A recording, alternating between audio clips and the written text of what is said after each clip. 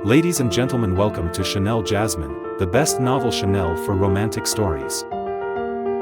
Hai guys, selamat datang di channel Jasmine, channel terbaik untuk menyimak novel-novel romantis.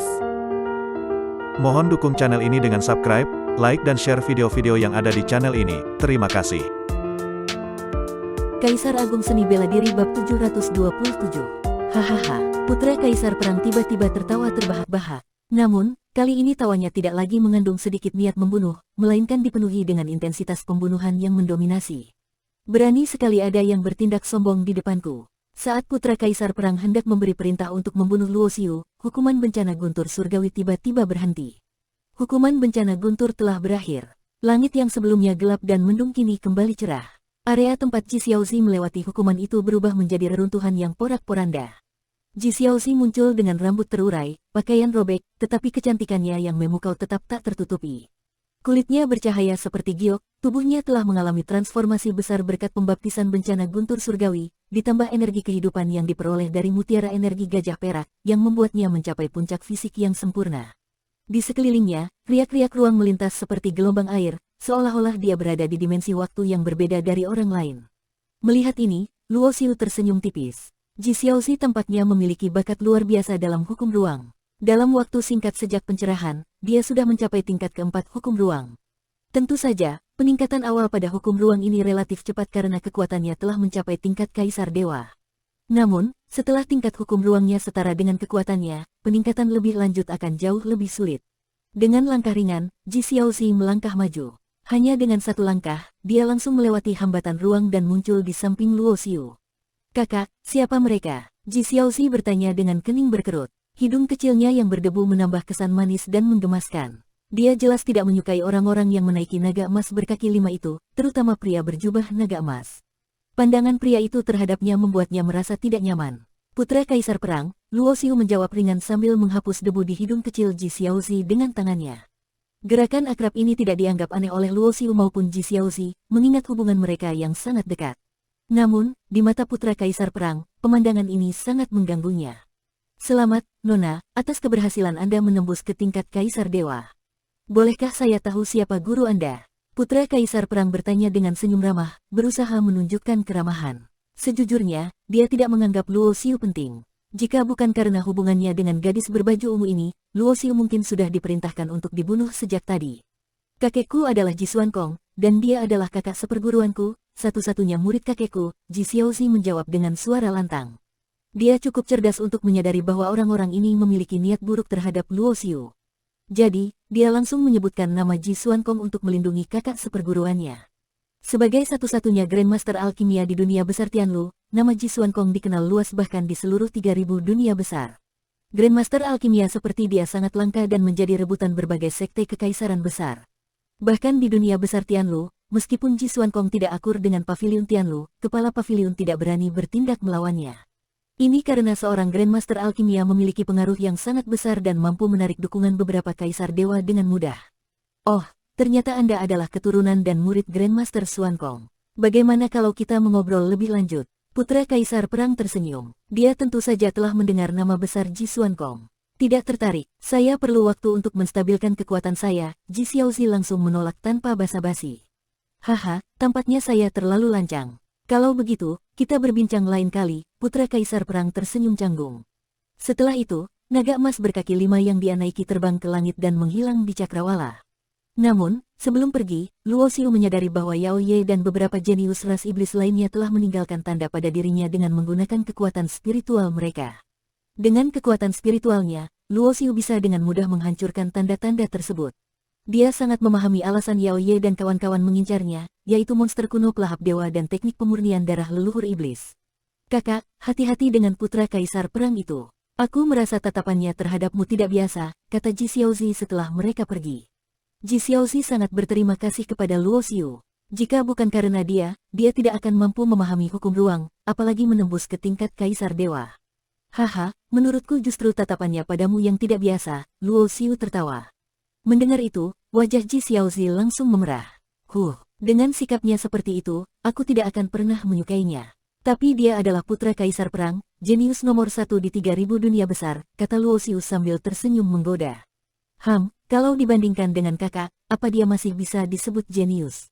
Ji Xiaozi berkata sambil berkedip nakal. Dia sangat mengenal kakak seperguruannya. Meskipun Luo Xiu tampak seperti Raja Dewa tingkat 7, kekuatan sebenarnya adalah tingkat 7 Dewa Langit. Namun, sejauh mana kekuatannya yang sesungguhnya tidak diketahui oleh siapapun, bahkan Ji Xuankong, guru mereka sekalipun. Baiklah, jangan terlalu memujiku. Pergilah menstabilkan kekuatanmu, kata Luo Xiu sambil melambaikan tangannya. Aku akan membuatkanmu beberapa pil. Dalam 10 hari, kekuatanmu akan stabil di tingkat 1 Kaisar Dewa. Setelah kembali, mintalah gurumu membuatkan beberapa pil lagi. Pil yang dia buat jauh lebih baik, setara dengan 2 atau 3 pil buatanku. Setelah peristiwa hukuman bencana guntur berlalu, Luo Xiu dan Ji Xiaozi menikmati ketenangan untuk sementara waktu. Namun, ketenangan itu tidak berlangsung lama. Sebuah kabar tiba-tiba menyebar di antara ratusan planet di wilayah inti alam suci abadi. Batu kekal telah muncul. Awalnya, ketika pertama kali mendengar tentang batu kekal, Luo Xiu mengira itu hanyalah batu biasa. Namun, Ji Xuankong menjelaskan bahwa meskipun batu kekal adalah sebuah batu, itu bukan batu biasa, melainkan sebuah batu spiritual. Batu spiritual adalah batu yang memperoleh kesadaran dan menjadi abadi. Seorang kaisar agung, meskipun memerintah tanpa tandingan di 3000 dunia besar, hanya mampu hidup selama 1 miliar tahun sebelum akhirnya lenyap dan meninggalkan dunia ini.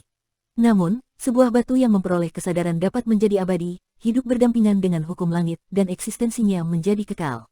Menurut legenda, batu kekal mengandung rahasia keabadian dan merupakan salah satu dari 3 harta kekal yang membuat para tokoh kuat tergila-gila untuk mendapatkannya. Batu ini adalah keajaiban langka yang tak tertandingi. Hukum kehidupan. Kemunculan batu kekal menggugah hati Luo Xiu dan Ji Xiaozi. Setelah Ji Xiaozi menstabilkan kekuatannya, mereka berdua mulai mencari keberadaan batu kekal. Di tempat yang dikabarkan menjadi lokasi batu kekal, Luo Xiu merasakan aura samar dari hukum kehidupan. Jika berbicara tentang rahasia keabadian, kemungkinan besar berkaitan dengan 2 hukum, hukum waktu atau hukum kehidupan. Luo Xiu hampir yakin bahwa batu kekal terkait erat dengan hukum kehidupan. Luo Xiu, tiba-tiba, suara lantang terdengar dari angkasa, diikuti oleh beberapa cahaya yang melesat cepat ke arah mereka. Pemimpin rombongan itu adalah Yun Tianyu, murid utama pavilion. Tianlu, tak kusangka bertemu denganmu di sini. Dengan kekuatanmu yang hanya berada di tingkat 7 Raja Dewa, apakah kau merasa pantas untuk mencari batu kekal? Yun Tianyu berkata dengan nada merendahkan, menatap Luo Xiu dari atas. Di sampingnya berdiri Duan Musang. Aku juga tak menyangka kalian masih hidup. Apa kalian datang untuk merebut kembali barang-barang yang kalah dariku sebelumnya? Luo Xiu menjawab dengan santai dan tenang. Omong kosong. Aku, Yun Tianyu, tidak peduli pada hal-hal sepele seperti itu. Yun Tianyu mendengus dingin. Aku datang untuk melihat apa yang membuatmu bisa melampauiku dalam ujian jalan bintang. Bagi Yun Tianyu, ini adalah kenyataan yang sulit diterima. Meskipun kekuatan Luo Xiu lebih rendah darinya, hasil Luo Xiu dalam ujian jalan bintang lebih baik. Ini berarti bakat Luo Xiu lebih tinggi darinya, sesuatu yang Yun Tianyu ingin buktikan salah. Kau tidak bisa menerima kekalahan. Luo Xiu menyeringai mengejek. Ji Xuankong sudah memperingatkan Luo Xiu tentang pavilion Tianlu, dan jika bertemu dengan murid-murid mereka di alam suci abadi, Luo Xiu tidak perlu menunjukkan belas kasihan. Apalagi Yun Tianyu sendiri yang datang mencari masalah, Luo Xiu tidak akan mundur. Kau adalah Ji Xiaozi. Bagaimana mungkin kau bisa masuk ke alam suci abadi? Tiba-tiba, Duan Musang memperhatikan Ji Xiaozi di sisi Luo Xiu dan berseru kaget. Pernyataan ini mengejutkan Yun Tianyu dan yang lainnya. Mereka tahu bahwa hanya 10 orang yang berhasil dikirim ke alam suci abadi melalui formasi gabungan para kaisar dewa. Ji Xiaozi jelas bukan salah satu dari mereka. Namun, sekarang Ji Xiaozi ada di sini. Bagaimana ini mungkin? Yun Tianyu dan Duan Musang saling bertukar pandangan. Jika aturan ini bisa dilanggar, bukankah mereka juga bisa membawa lebih banyak ahli ke alam suci abadi?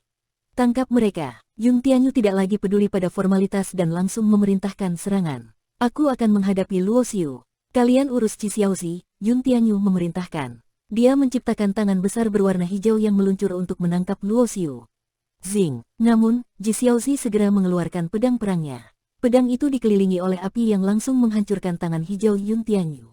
Kaisar Dewa, hukum api tingkat 6, Yun Tianyu terkejut. Dia tidak menyangka Ji Xiaozi sudah mencapai tingkat Kaisar Dewa. Ini membuat Yun Tianyu, yang menganggap dirinya sebagai jenius nomor 1 dunia besar Tianlu, merasa terhina. Luo Xiu telah melampauinya dalam ranking Raja Dewa, dan kini Ji Xiaozi bahkan memiliki kekuatan lebih tinggi darinya. Ji Xiaozi sudah mencapai tingkat Kaisar Dewa, sedangkan kau hanya setengah langkah Kaisar Dewa. Bahkan jika kau bisa mengalahkanku, kau tetap bukan jenius nomor satu generasi muda, Luo Xiu berkata sambil tersenyum mengejek. Kekuatan bukan hanya soal tingkat, Yun Tianyu menggertakkan giginya. Aku berlatih seni kekaisaran tertinggi. Seorang gadis bodoh meskipun mencapai kaisar dewa, tidak akan menjadi tandinganku. Selama aku membunuh kalian berdua, aku akan tetap menjadi jenius nomor satu dunia besar Tianlu. Yun Tianyu dipenuhi oleh niat membunuh yang sangat kuat. Gelar, jenius nomor satu, telah menjadi obsesi baginya. Jenius nomor satu, di mataku, itu tidak lebih dari sebuah lelucon. Hal yang kau kejar mati-matian adalah sampah bagiku, kata Luo Xiu dengan suara dingin. Dia membuka telapak tangannya, di mana api merah gelap mulai muncul, membentuk tombak naga merah gelap yang memancarkan aura yang mengerikan. Kalian ingin mati, aku akan mengabulkan keinginan itu. Luo Xiu telah membunuh banyak binatang purba sejak memasuki alam suci abadi, dan dia telah mengalahkan banyak musuh yang kuat sepanjang jalannya sebagai pejuang. Ketika niat membunuhnya meledak, auranya seperti badai besar yang menakutkan. Bersambung.